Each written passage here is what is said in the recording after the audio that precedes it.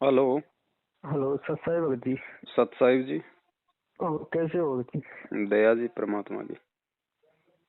ये क्या भगत जी मतलब चल रहा है मेट्रो काफी दिन से कई व्हाट्सएप वगैरह पे ज्यादा मतलब दिक्कत सी क्या आ रही है ये बीच में? ये तो 7 साल से आई नहीं क्या भगत जी पहले? नहीं वो तो है भगत जी, वो नौ नियम जो भगत जी आपने बनाए थे उनको लेकर मतलब ज्यादा शंका है क्या? देखो, जिसको शंका आवे भगत जी, उसकी अपनी मर्जी, उसका अपना विवेक, अपना ज्ञान आधार। वो तो अब भगत लोग जी तो लेकिन आश्रम में आके वापस निकल जाते थे गुरु जी को ये कह के कि साहब ये नियम हमारे से कोई न निभते।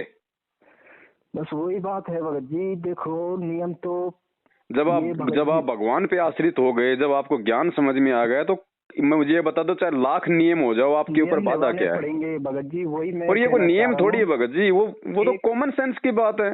बिल्कुल बिल्कुल भगत जी, वही आप तो अपने बात मैं घर पे कहना। सत्संग कर रहे हो और वहां पे कोई दारू पिया हुआ आदमी आ गया, आप क्या करोगे? प्यार परेशान समझाओ तो नहीं समझेगा तो बाहर का रास्ता दिखाओगे। अब वो बिल्कुल नियम बिल्कुल थोड़ी है भगत, भगत जी, उसमें किसी को दिक्कत हो तो भाई भाई शराबी के बीच में बैठ के हम तो सत्संग नहीं सुन सकते भाई। नहीं सुन सकते वो भगत जी, इसका प्रमाण है मेरे पास में भगत जी। जी। मैं काफी दिन से मतलब सत्संग में आ ही रहा था वहाँ पे। अच्छा अच्छा। तो मैं एक असाध्य रोग से बहुत ज्यादा परेशान परेशान था भगत जी। हम्म। और मेरी आपसे कई बार भगत जी बीच में भी बात हुई, और मालिक मतलब कि मैंने अनुभव किया है भगत जी, जो आपके मुख से वचन निकलेगा ना मालिक उसकी पूरी लाज रखते हैं। जी बड़े भाई। ये मैंने अनुभव में किया है भगत जी पूरी तरीका से। बाकी मैं संकल्प दीक्षा के तहत हूँ भगत जी। अभी जी। मैंने मालिक से नाम नहीं लिया है। बाकी अच्छा। नाम क्या, मुझे तो मालिक ने सब कुछ ऐसा दिखा दिया कि बस कुछ नाम की तो अब यही नहीं करता, ऐसा लगता है कि मालिक ने सब कुछ दे दिया। हम्म। तो क्या हुआ था भगत जी, मैंने 4-5 सात संगतियां शादी हैं इधर उधर अपने गया हूँ मैं आसपास की। पहले तो मैं सबसे पहले जयपुर वाली सात संगति में आया था। जी। जो मेरे अंदर रोग है भगत जी, काफी मेरी किडनियों में भी दर्द रहता था जो अचानक खत्म हो गया था। जी। और जो ये 3 ताप वगैरह जो सिस्टम होते हैं हमारे, जो घर के देवी देवता वगैरह, उनके परेशानी थी जो भी ऑटोमेटिक मेरे शरीर से खत्म हुई थी। बाकी मैंने परमात्मा से प्रार्थना जरूर की थी, लेकिन उस टाइम जब मैंने प्रार्थना की थी तो मालिक ने वो सब चीजें शरीर से नहीं डाली थी। वो सब कष्ट मेरे अंदर जो के त्यों थे।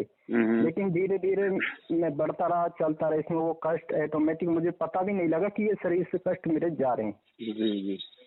लेकिन एक कष्ट जो भगत जी मेरा असाध्य रोग जो वैसा था, वो गंदे सिस्टम से मतलब शरीर से आप उचित नहीं जी है इसको कहना। जी। तो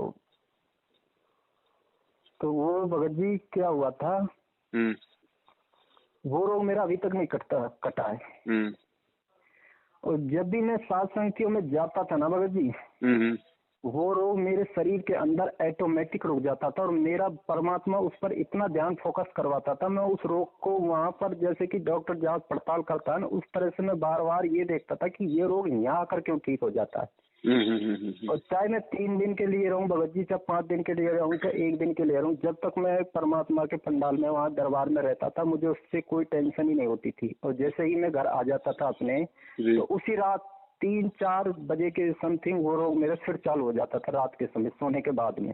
जी जी जी। जब आपने ये 9 नियम लागू किए तो भगत जी, जो मेरी अंतिम जो विराटनगर वाली थी ना सत्संग की, मैं वहां गया था। ये नियम मैंने पढ़ लिए थे, लेकिन मैंने इन पे इतना ध्यान नहीं दिया था। मेरे अंदर ये नहीं थी कि मैं इनको निभाऊंगा नहीं अगले दिन। मैंने तो ये कर रखा है कि नियम क्या। तो जब हम पहले पत्थरों को पूजते थे, पत्थरों की जो मूर्तियों को पूजने जाते थे, हम उनके लिए क्या नहीं करते थे, फूल भी चढ़ाते थे उनको, एक लोटे में पानी मांझ के उनको स्नान भी कराया करते, सारा कुछ तो किया करते थे भगत जी। आज जब परमात्मा सब सामने बैठा तो आज इन सब चीजों को करने में क्या दिक्कत है? इन चीजों से तो परमात्मा खुश होगा ना कि दुखी होगा। जी जी। तो भगत जी जो वो 9 नियम वहां पर गए थे, तो आपने बोला कि ऐसे ऐसे वहां पे ये सब मैंने देखी कि वहां परमात्मा की रजा नहीं होगी। जहाँ ये नियम 9 नियम लागू नहीं होंगे वहाँ परमात्मा की रजा नहीं होगी। तो भगत जी वो रोग मेरे, जब मैं उस सात संगति में पहुंचा था तो मैंने देखा था कि वो रोग मेरे शरीर में ज्यों का त्यों वहां पर रहा था। जी। मैंने अचानक देखा, मैंने फिर स्नान किया सुबह, और मालिक की इतनी भी दया थी, जबकि काफी सात संगतियों में तो हम 5-5:30 बजे सुबह का नित्य नियम कर भी लेते थे भगत जी। लेकिन उस दिन 7 बजे, 3 बजे के समथिंग, 2:30-3 बजे के समथिंग हम 2 भगत भाई थे, बाकी तो लेट गए थे भगत भाई, और हम तो आपस में मतलब परमात्मा की चर्चा करते रहे थे। उसके बाद हम 2:30-3 बजे के समथिंग दोनों सो गए थे। तो मालिक ने उस समय नींद भी हमारी 6:30-7 बजे से पहले खुली नहीं थी भगत जी, जबकि जो और मैनेजमेंट वाले भाई थे उनकी आरतियां भी चल गई थी वहां पर सुबह की नित्य नियम की जी। पर हमारा कुछ नहीं हुआ। तब मैं खड़ा हुआ, मैंने देखा, फ्रेश हुआ तो वो रोग जो का तो शरीर में था। फिर मैंने स्नान किया, उसके बाद सुबह का नित्य नियम करीब 7:30-8 बजे के समथिंग हमने वो किया था जी।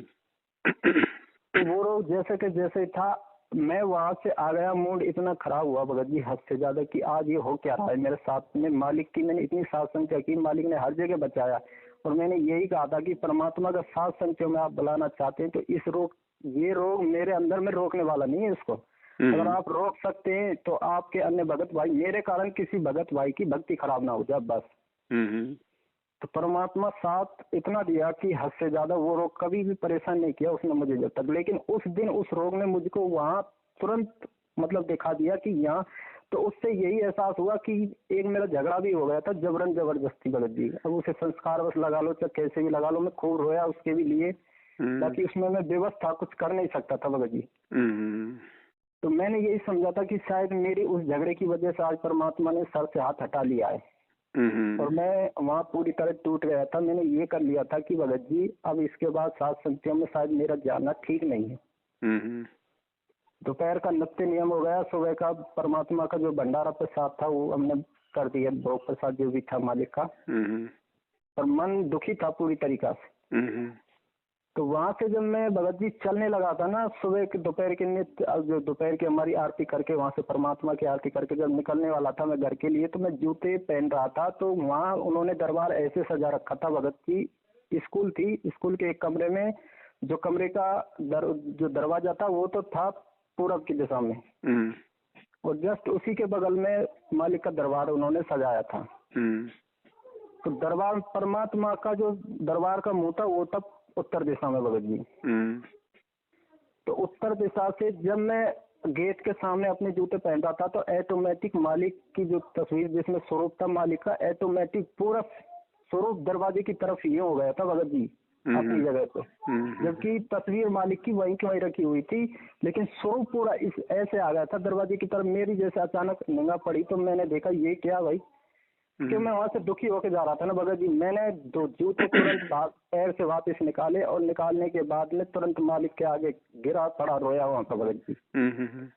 तो मैं फिर वहां से यही करता है कि मालिक ये रोग यहाँ में आया रहा शरीर में, कटा भी नहीं, और चलती वक्त आपने ये भी दिखा दिया कि मैं हूँ यहाँ पर, मैं था। तो आज भगत जी सुबह मुझे 6 बजे, कल से मैं इस चीज पर बहुत ध्यान दे रहा था कि क्या हो गया ऐसा, जो मतलब कि हमारे भगत भाइयों के बीच में जो मतलब ये दिक्कत आ रही है। तो वो जो 9 नियम की मेरी सुरजन भगत जी भाई से बात हुई थी तो वो बता रहे थे भगत जी ये जो 9 नियम वगैरह है शायद इन्हीं को लेकर कुछ ज्यादा हुई थी। तो मैंने वो 9 नियमों पर जब ध्यान दिया तो मैं उन पर कल से ही विचार कर रहा हूँ और मैंने शाम को परमात्मा से यही प्रेरणा की थी कि मालिक ये 9 नियमों को लेकर जो दिक्कत हो रही है कुछ ऐसा दिखाओ तो सही मालिक, कौन सही है कौन गलत है, इसमें क्या है। तो ऑटोमेटिक मेरा सुबह भगत जी, मैंने 2 बार सुबह 4 से खड़े होते आपको कॉल भी की थी, तो ऑटोमेटिक मेरे दिमाग में वो मेरा रोग सामने आया था कि परमात्मा ने वो रोग वहां क्यों नहीं रोका। इसलिए नहीं रोका भगत जी कि ये 9 नियम निभाने पड़ेंगे। आपने जो आपके मुख से जो वचन निकला है ना, परमात्मा ने दिखा दिया कि बेटे इनके बिन नहीं दिखेगी, ये तो आपको निभाने ही पड़ेंगे। वो 9 नियम वहां नहीं थे भगत जी, वहां पे भक्ति वो से भी आरती नहीं थी, उन्होंने मालिक की आरती मालिक की उससे की थी जिससे हम शुरू से पहले करते आ रहे थे मोबाइलों से, वीडियो से भगत जी। तो मैंने उनसे कहा कि भाई देखो अब ये नहीं चलेगा, अब 2022 लग चुकी है, अब अपनी गलतियां सुधारने की कोशिश करो, मैनेजमेंट वगैरह सारे सबका पीछा छोड़ो, खुद में झांकना शुरू कर दो अब कि हम में कितनी गलतियां हैं।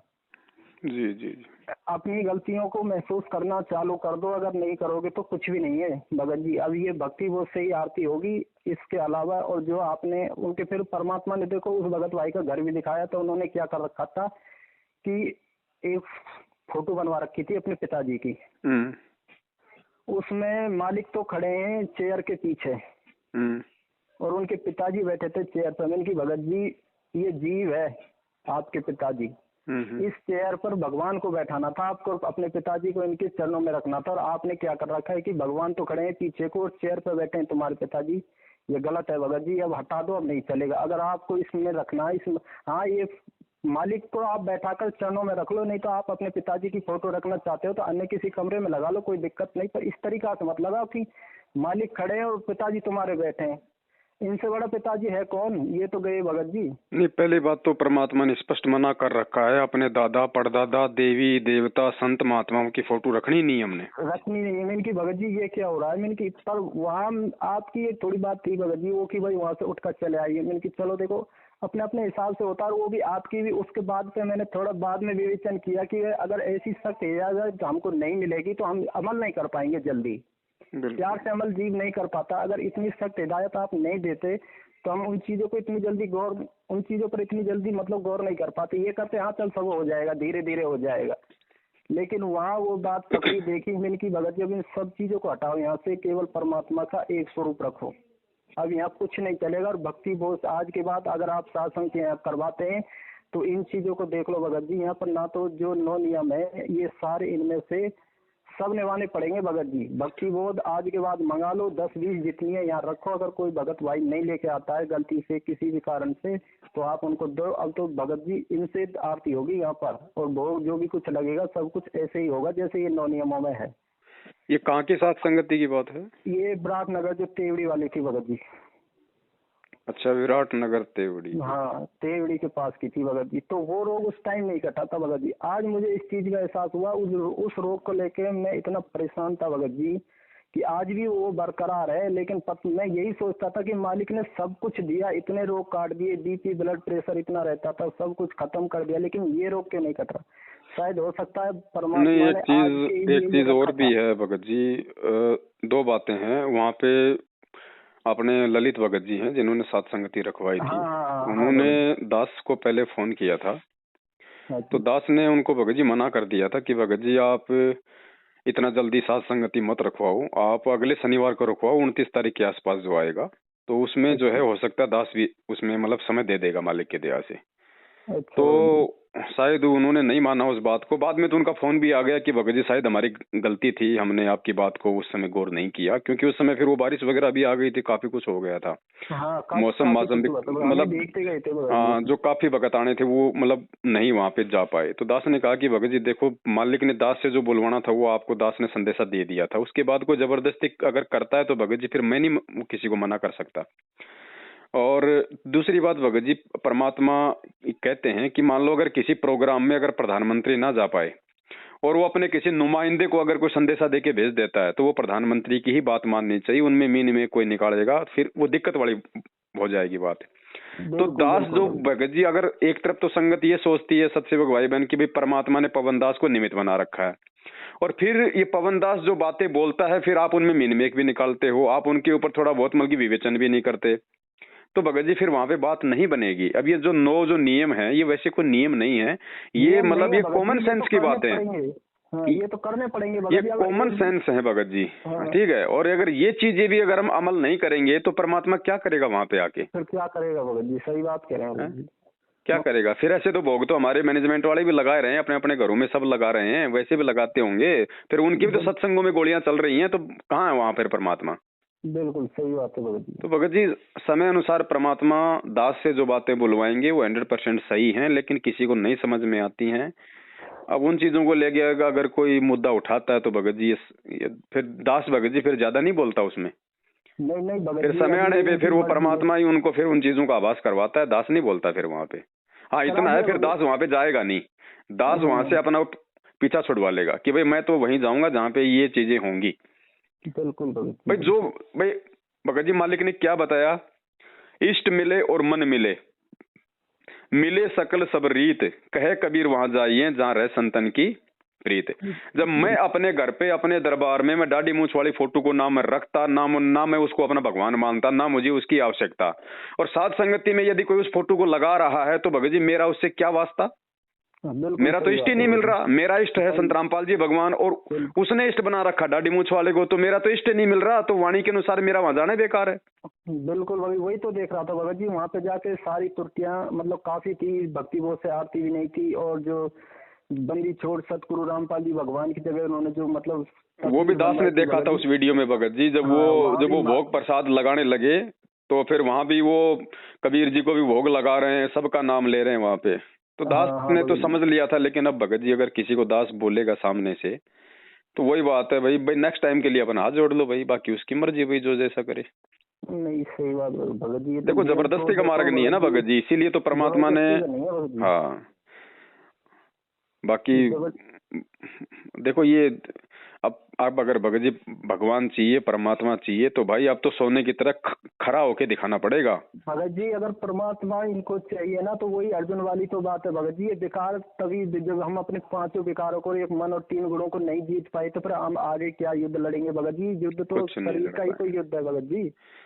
हम यहाँ पे परिवार वालों के साथ संघर्ष नहीं कर रहे, कहाँ काल के सिर पे पैर रख के सब लोग जाएंगे, ये तो सपने की बात हो गई, सपने की बात हो गई भगत जी। अब तो जब परमात्मा चाहिए भगत जी, कहने का मतलब ये अंगारे हाथ में उठाने पड़ेंगे भगत जी।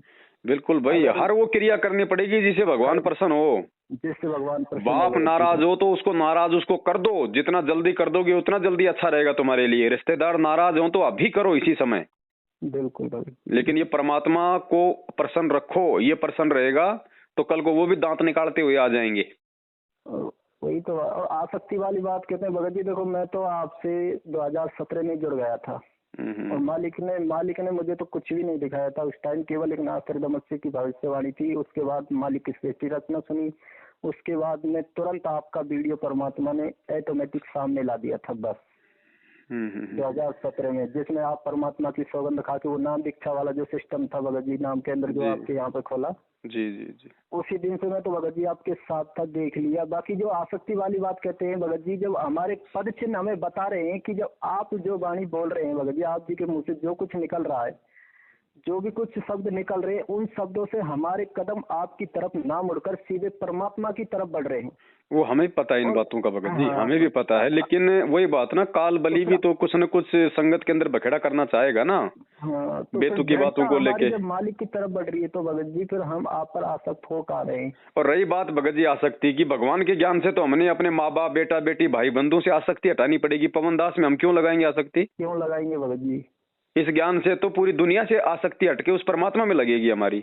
बस अरे एक बात बताओ फिर, चलो ठीक है, आज मान लीजिए पवनदास ने आज बोलना छोड़ दिया, कल को ये दुनिया वाले गाएंगे परमात्मा के गुण, जब इनको मालूम पड़ेगा तो फिर क्या करोगे? दुनिया में आसक्ति हो जाएगी तुम्हारी, छोड़ दोगे भगवान की भक्ति? सही बात है, इसके तो हर दुनिया गाएगी गुण। अब पूरी दुनिया इसी परमात्मा के गुण गाएगी भगत जी। ये भजन बनाने वाले अब इस भगवान के भजन गाएंगे तो क्या उसके भजन सुन के हमारी मतलब उसमें भजनी में आसक्ता हो जाएगी क्या? बिल्कुल सही है। तो ये भगत जी तो कॉमन सेंस की बातें हैं। थोड़ा बहुत तो देखो बखेड़ा काल संगत में करवाता है। अब इसी बखेड़े में परमात्मा हम भक्तों की विवेक की परीक्षा लेता है। बिल्कुल भगत जी, ऐसी बात नहीं है कि परमात्मा को नहीं पता था ये नहीं होगा या फिर ये नहीं होना चाहिए। ये सब कुछ जो हो रहा है परमेश्वर आप और हम भक्तों को कच्चे से पक्का बनाने के लिए कर रहा है। सीधी सी बात ये है।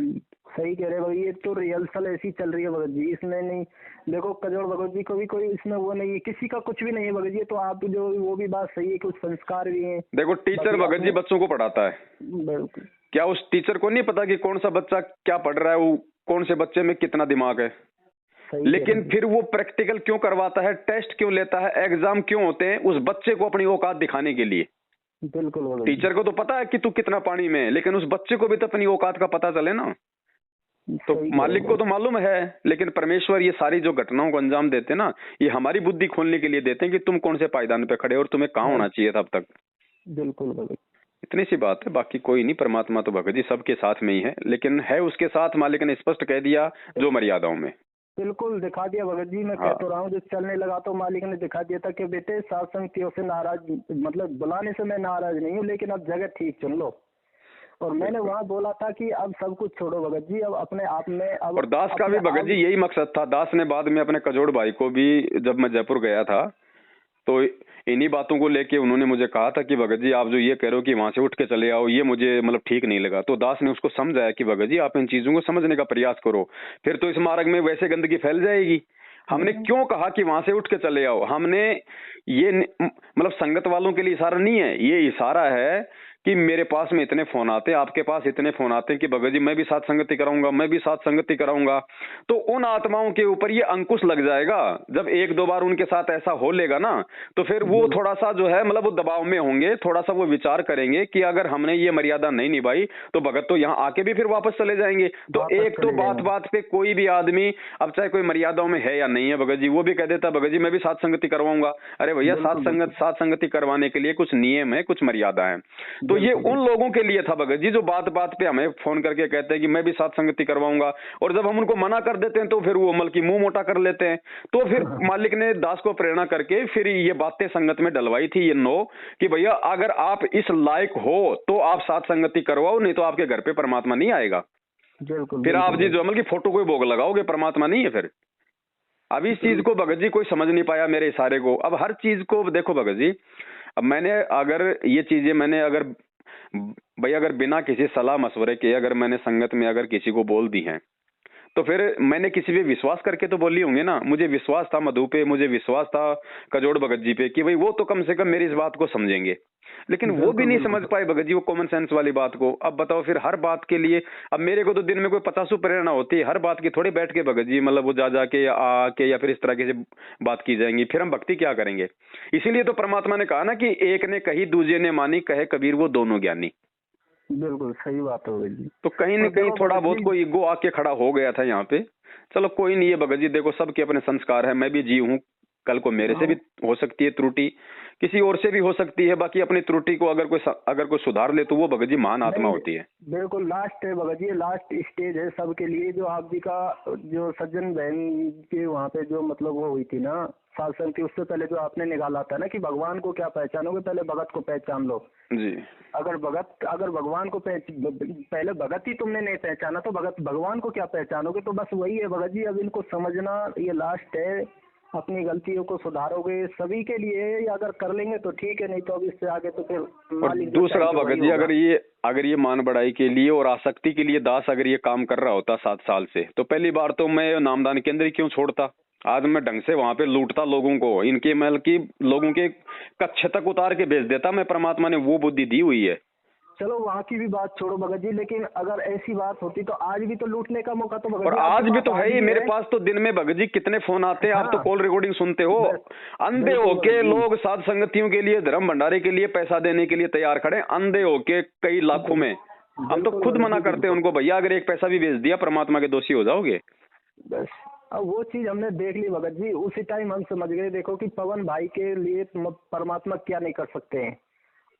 आज वो खड़े हैं परमात्मा वहाँ उनके लिए, चाहे जितना मतलब उनकी गरीबी उनकी दरिद्र सब कुछ कष्ट उनके 1 मिनट में खत्म कर सकते हैं। सेकंड भर का काम है मालिक का तो जी। लेकिन और उनकी भी वो देखो कि उन्होंने आज तक किसी भी भगत भाई से कर्ज, अपने ऊपर सर पर कर्जा भी है, बच्चों का भी लालन पालन है, सारा कुछ है, लेकिन उन्होंने अभी तक किसी से ये डिमांड नहीं की भाई आप मेरे लिए 10 पैसे तो दो।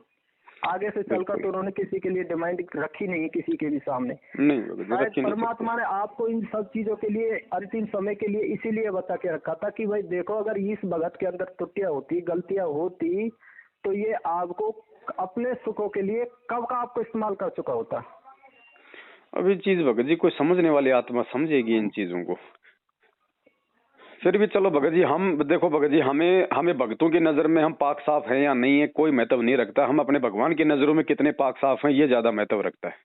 तो भगत जी जब भगत कोई नहीं पहचानेगा तो आगे क्या करेंगे। भगवान तो भगवान ने देखो भगत जी, परमात्मा ने मैनेजमेंट का जो सिस्टम करवाया अपनी पहचान कराने के लिए कि एक दिन तुम खुद कहोगे कि मैं कौन हूँ।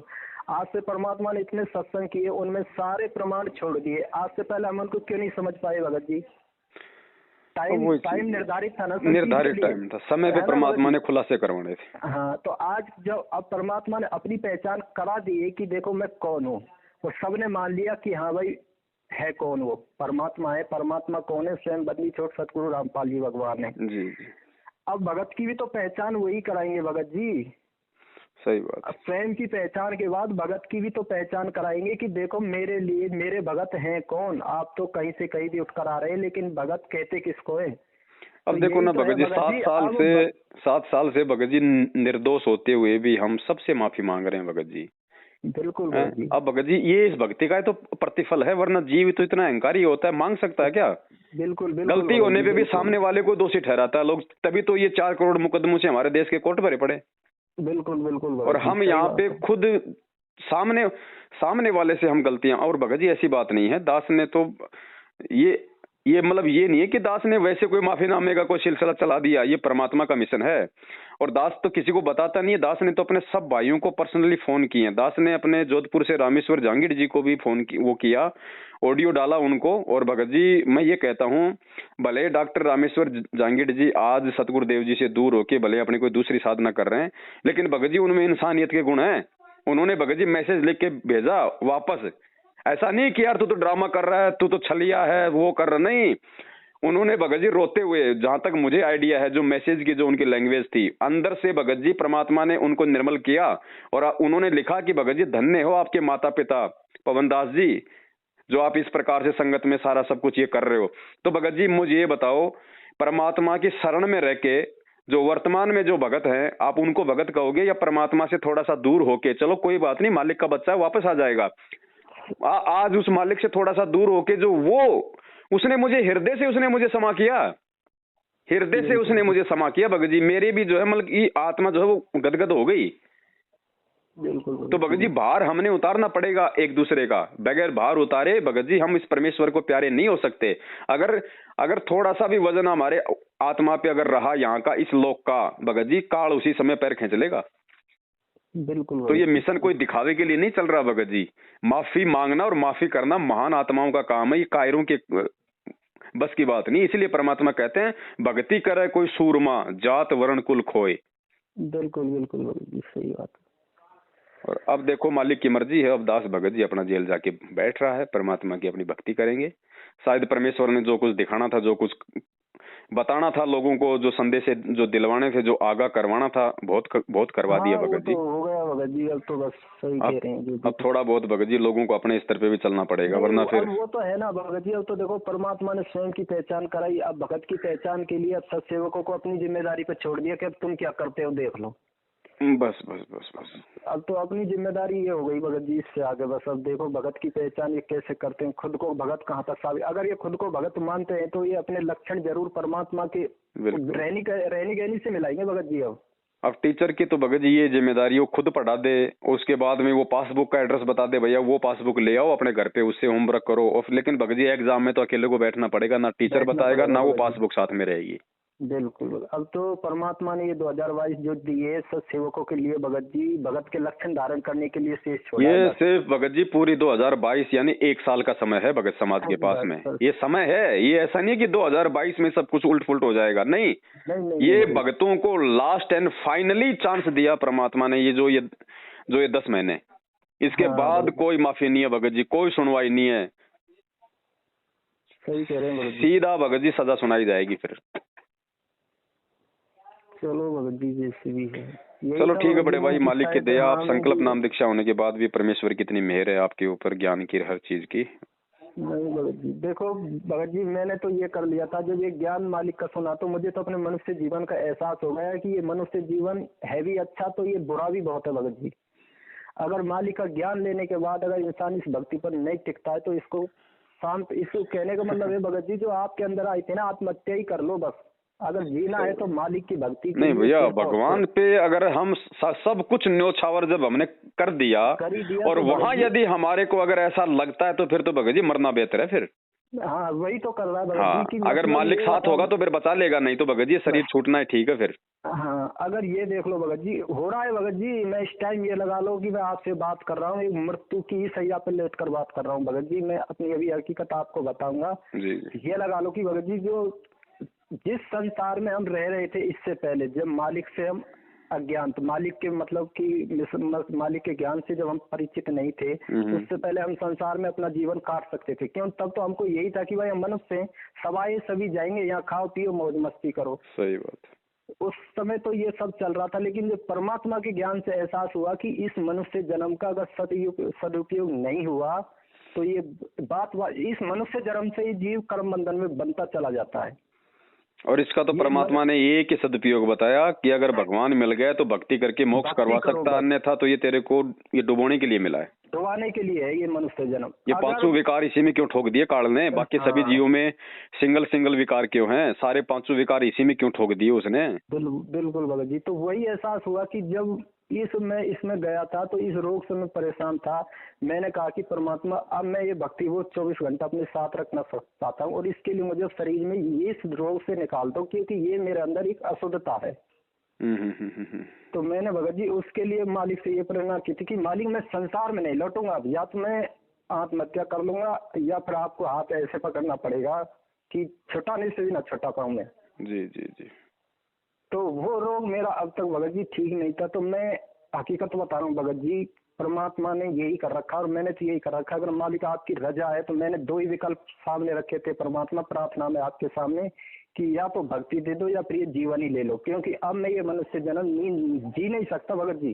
क्यों संसार में कदम पीछे हटा नहीं सकता। जिन चीजों को, जिस नरक को मैं संसार में त्याग के आया हूँ, वापिस उसमें मैं जा सकता हूँ? नहीं जा सकता भगत जी, कोई भी नहीं जाएगा उसमें। बिल्कुल सही बात है, क्योंकि वो तो नरक अब पता लग गया है ना कि नाचना कूदना खाना पीना बैठना इधर उधर, मतलब कि ये जो वो अव्यवहार ही था वो गलत ही था सब कुछ। वो तो नाश के ढेर पर बैठे थे हम भगत जी।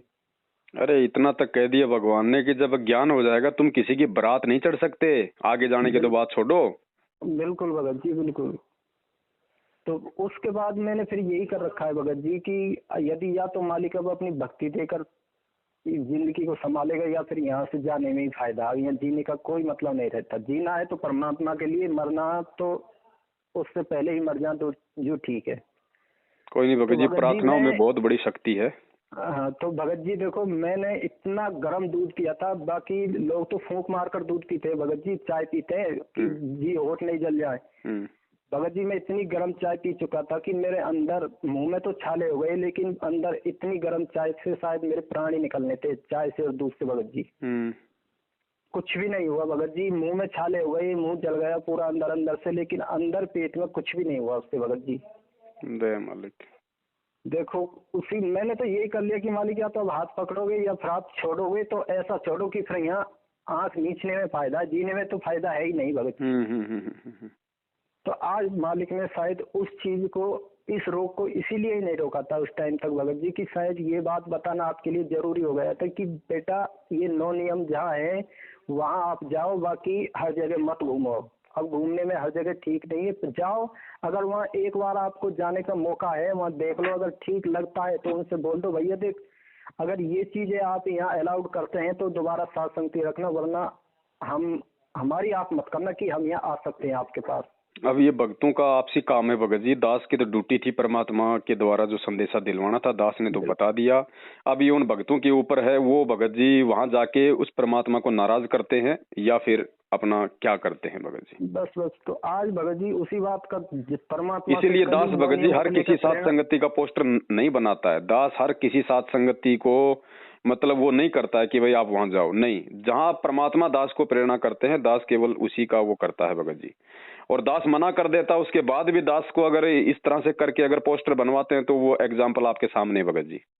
बिल्कुल दास ने मना कर दिया था उनको, चाहे आप उनसे बात कर लेना ललित जी से, दास ने उनको मना कर दिया था। उसके बाद भी उन्होंने मना करने के बाद भी उन्होंने रखवाई, तो उसका परिणाम भी अब आप सबके सामने। बिल्कुल आगे आ लिया भगत जी। वहाँ तो देखो जाने का कोई विचार नहीं था। एक नरेश भगत जी हैं भिवाड़ी वाले, उनका फोन आया था कि भगत जी कहाँ पे हो। मैंने कि भगत जी मैं तो अलवर में हूँ, सत्संग की भी नहीं चल रहे हो। मैंने कि भगत जी जाने का तो अभी ऐसा कोई विचार तो बना नहीं था, लेकिन आप आ रहे हो तो चल दूंगा, मुझे क्या दिक्कत है भगत जी। मैंने की सत्संग की मैं तो मना करता नहीं, अगर मालिक बुला रहे तो उन्होंने आ जाओ भगत जी मैं भी चल रहा हूँ। मैंने चलो ठीक है, मैंने कि आप भी आ जाओ, हम भी निकलते हैं इधर से। तो हम उसमें चले गए वहाँ पे भगत जी। वहाँ देखा तो हाँ, ये बात तो भगत जी देखो डॉक्टर भी बोल देता है कि भैया देख अगर ये नियम निभाई जब तो देख ये तेरा रोग कटेगा, नहीं तो नहीं कटेगा, चाहे तू कहीं जाके बैठ जा।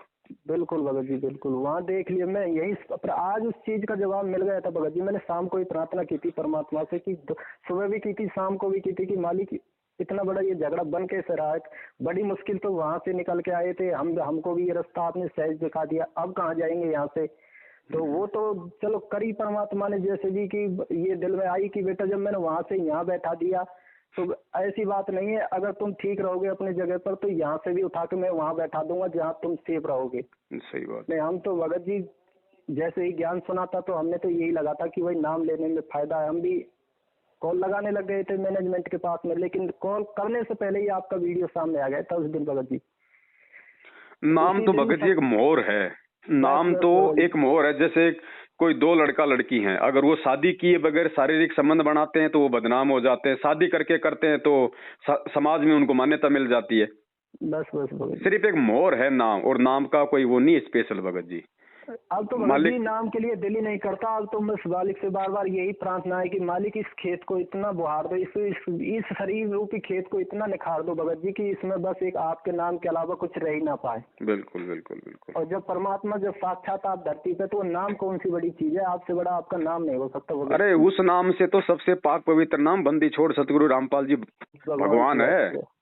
उससे बड़ा असली सार नाम तो ये है। अगर कोई इस नाम की अगर महत्वता को, पवित्रता को अगर कोई समझ जाए तो सबसे बड़ा नाम तो ये जयकारा है परमात्मा का। अगर मर्यादा में रह के अगर शुद्ध भाव से अगर लगा लिया जाए तो बस भगत जी बस यही दिल में कर रखा है कि मालिक, सिर्फ मैंने ये नहीं कहा था कि मुझे सार नाम दो, सतनाम, मुझे आप मिल गए, सब कुछ मिल गया। अब इसके अलावा कुछ नहीं चाहिए। परमात्मा आपकी पहचान होगी, सारा कुछ मिल गया। बस अब तो ये है कि मैं हर पल आपका ध्यान करूं, मेरा ध्यान केवल आप में रहे, मुझे ये दे दो बस परमात्मा। और इस रोग से मुक्ति दे दो कि मैं 24 घंटे भक्ति बोध रखने के योग्य हो जाऊं अपने साथ। दया मालिक। इससे ज्यादा कुछ नहीं मांगा था, लेकिन ठीक मालिक ने जो सुना वो ठीक है जहाँ तक भी। क्योंकि दोस्त तो हमारे अंदर भगत जी है, कमियां हमारी हैं भगत जी, हमारी ही रहेंगी अंत तक। परमात्मा में ना कोई कमी थी, ना है, ना कोई होने वाली। कर रखा है भगत जी, यही दिल बार बार यही दबा देता है। और वही बात है, फिर भगवान ने बोल भी तो दिया भगत जी, परमात्मा हमारा भी तो कुछ चेक करता है ना। मालिक ने बोल भी तो दिया, भैया राम नाम रटते रहो जब तक घट में प्राण, कबू तो दीन दयाल के भिनक पड़ेगी कान, और द्वार धनी के पड़ा रहे चाहे धक्के धनी के खाए, 100 काल जग जोड़ ही पर द्वार छोड़ ना जाए। अंत में उस परमात्मा को शर्म है, उसको लाज है, वो सुनेगा। यही कर रखा है इस टाइम दिल में, यही है भगत जी कि जब तक आपने परमात्मा ये सांस बख्श रखी है तब तक तो छोड़ के जाऊंगा नहीं जी। मरना भी जीविती सुमरना, मरना भी सुमर से ही मरना है भगत जी। बस यही मरूं तो तुम सुमरित मरूं, जीवित सुमरूं नित्य, और कुछ नहीं करना, बस आगे मालिक की मर्जी। अब देखो भगत जी, ये तो जीव है, करोड़ों अरबों जन्म लेके ना जाने कितने पाप की पोटरी को सर पे लेकर घूम रहा है भगत जी। बात तो वही है भगत जी, ऐसे भी आते हैं कि ना चाहते हुए भी हो जाता है। बिल्कुल, लेकिन अब संभालेगा तो परमात्मा संभालेगा, उनके अलावा तो कोई संभाल लेना है। ये विकार, ये तो देखो हमारे को है परेशान करने के लिए। बाकी मालिक ने कह दिया तुम शरण में पड़े रहोगे तो धीरे धीरे तुम्हारे ये भी समाप्त करूंगा। ये नहीं है कि जिसने नाम ले लिया, नाम लेते ही बिल्कुल वो 24 कैरेट सोना बन जाएगा, ऐसा कोई नहीं है। गलतियां हमसे भी बहुत हुई है, नाम दीक्षा लेके सबसे होती है गलतियां, लेकिन इस परमात्मा को अपने दिल से मत निकालो। गलतियां तो चलो हम ठीक है, धीरे धीरे ज्ञान होता जाएगा, हम सुधार करते जाएंगे। नहीं भगत जी, यही कर रखा है दिल में मालिक, आप सच्चे, आपका ज्ञान सच्चा, आपका मार्ग सच्चा। अगर कर्म बिगड़े हैं, दोषी हूँ तो मैं हूँ अपने आप में, दुर्भाग्य मेरा है। बिल्कुल, जो आपसे दूर जा रहा हूँ, आपसे दूर होने के लिए मतलब जो कोशिश हो रही है, तो ये परमात्मा, ये मेरा ही दुर्भाग्य है। आप तो निर्मोही है परमात्मा, आप तो किसी का, आप पर तो कोई कर्म बंधन लागू ही नहीं होता था। और अगर यदि परमात्मा ही गलती कर देगा तो पर भगत जी फिर ये सृष्टि तो तहस नहस होने में क्षण भर लग रही है। सुधारने वाला कौन है फिर? हाँ, तो जो परमात्मा चलाने वाला ही गलत है तो यहाँ सही है कौन? फिर तो ये ऑटोमेटिक ही जल के राख हो जाएगी भगत जी। परमात्मा ने कहा ना कि जब श्री कृष्ण जी का जन्म हुआ तब काल ने आकाशवाणी की थी कि भाई ये जो तेरी बहन के जो गर्भ से जो संतान हुई है ये तेरा विनाश है। तो कंस ने उसको सत्य मान लिया। अब परमात्मा ने कहा कि वो नादान ने जो है मतलब बच्चों को मरवाना शुरू कर दिया। और फिर परमात्मा ने कहा अगर वो तुझे ये लगा कि ये भविष्यवाणी बिल्कुल सही है तो नालायक, इसका समाधान भी यही है कि भाई मतलब संतों की शरण में जा, भगवान के आगे रो, उन्हीं से माफी मांगे। बिल्कुल, और कोई दूसरा रास्ता नहीं है, फिर कोई रास्ता नहीं है। तो परमात्मा साथी है भगत जी, वो ही रहेगा। और ये दुख तकलीफ संकट देखो भगत जी, ठीक है इनका रूप अलग अलग है, आपके साथ में ऐसा है, मेरे साथ में कोई दूसरी परिस्थितियां, तीसरे के साथ में कोई तीसरी परिस्थितियां। हाँ, सबके साथ है भगत जी, है कि नहीं? तो ऐसा नहीं है, समय आने पे परमात्मा, क्योंकि देखो वही बात है, कहावत है ना कि तेल तो हमेशा तिलों में निकलता है। तो इस भक्ति से ही परमात्मा हमारे को धीरे धीरे लाभ देगा। परमात्मा तो सिकंदर लोधी की तरह भी लाभ दे देगा। लेकिन भगत जी वही है ना, फिर मालिक को पता है ना, फिर ये मेरे से दूर हो जाएगा। तो परमात्मा को पता है कि किस आत्मा को किस प्रकार अपने चरणों में लगा के रखना है, तो वो ट्रीटमेंट परमात्मा का है, तो हमने ही उनके अनुसार चलना भगत जी। बिल्कुल भगत जी। बाकी ज्ञान से साबित हो गया दुनिया में दूसरा कोई परमात्मा नहीं है। नहीं है भगत जी, मालिक परमात्मा केवल यही है और इनके अलावा दूसरा नहीं है। बाकी तो अपनी सोच है जो भी कुछ है, लेकिन अब अगला खेल मालिक का यही है कि भगवान की पहचान तो तुम कर लिए, लेकिन अब पता लगेगा कि भगत की पहचान कैसे होगी। जय हो परमात्मा की, जो भी मालिक दया करे। अपने को अपने मालिक की तरफ ध्यान दे के चलना है भगत जी। सेवा भगवान ने दी थी, वो अपने खैर अपन पूरी तरह से नहीं निभा पाए क्योंकि अपन जीव हैं, फिर भी अपन ने पूरी कोशिश की। अब आगे काम उस परमात्मा का। हाँ भगत जी, ये तो है ही है। हाँ, जीव की औकात भी है क्या परमात्मा, ये तो सब करे वो है ना, करने वाले सब मालिक हैं, जीव तो केवल एक निमित्त मात्र है। निमित्त मात्र है भगत जी। चलो ठीक है बड़े भाई, है ठीक है सब साहब। जय हो बंदी छोड़ी। जय हो बंदी छोड़ी।